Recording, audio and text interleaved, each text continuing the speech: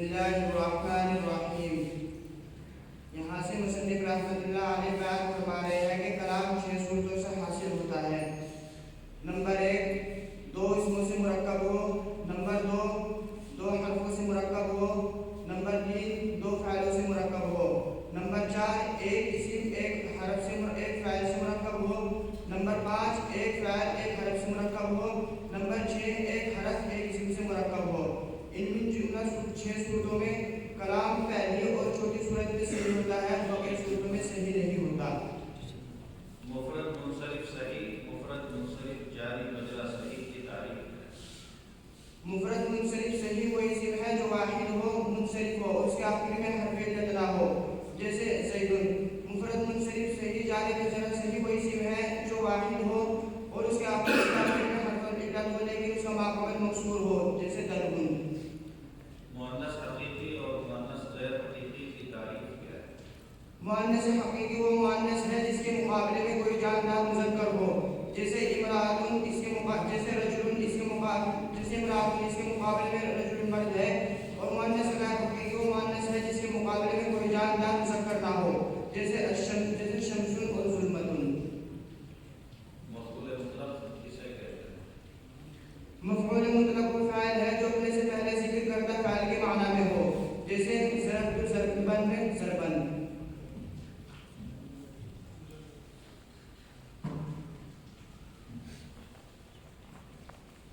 فعل ماضی معروف بنانے کا فائدہ۔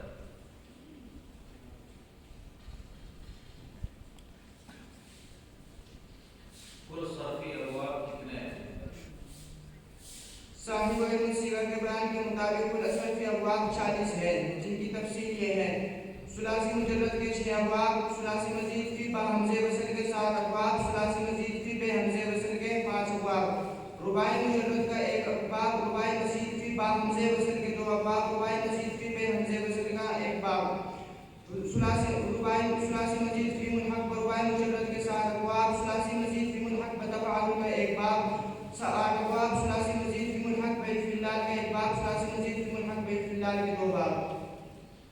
علامت مضارع معروف میں کب مضموم ہوتی ہے اور کب مفعول؟ علامت مضارع معروف میں کب مضموم ہوتی ہے، کب مفعول؟ اس سلسلے میں قاعدہ یہ ہے کہ اگر ماضی میں فاعل میں سے پہلے تا ہو تو علامت مضارع معروف میں مضموم ہوتی ہے، جیسے یکرم، یتقابل، یستنصر۔ اور اگر فاعل میں سے پہلے تا نہ ہو تو علامت مضارع مکسور ہوتی ہے۔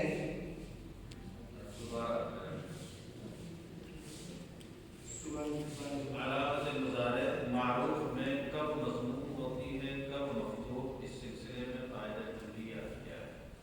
علامت مضارع کی حرکت کے یاد کرنے کے سلسلے میں قاعدہ کلیہ ہے کہ اگر ماضی میں 4 حروف اصلی ہو، خاص اب اصلی ہو یا بعض اصلی یا بعض زائد، تو علامت مضارع معروف میں مضموم ہوتی ہے، جیسے یکرم، یصرفون۔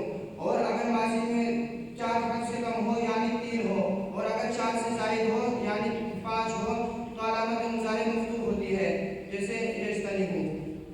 ثلاثی مزید فی مطلق با حمزہ وصل کا 5واں باب، علامت اور صرف صغیر سنائیے۔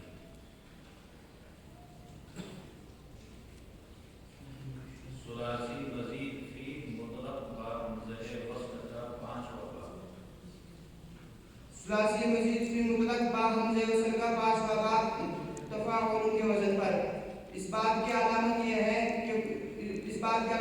کہ فا کلمے کے بعد الف ہو، فا کلمے سے پہلے تا زائد ہو، جیسے التقابل، آپس میں مقابلہ کرنا، صرف صغیر، تقابل تقابل تقابل فهم متقابلون، تقابل تقابل تقابل فهم متقابلون، الامر تقابل والنهي عنه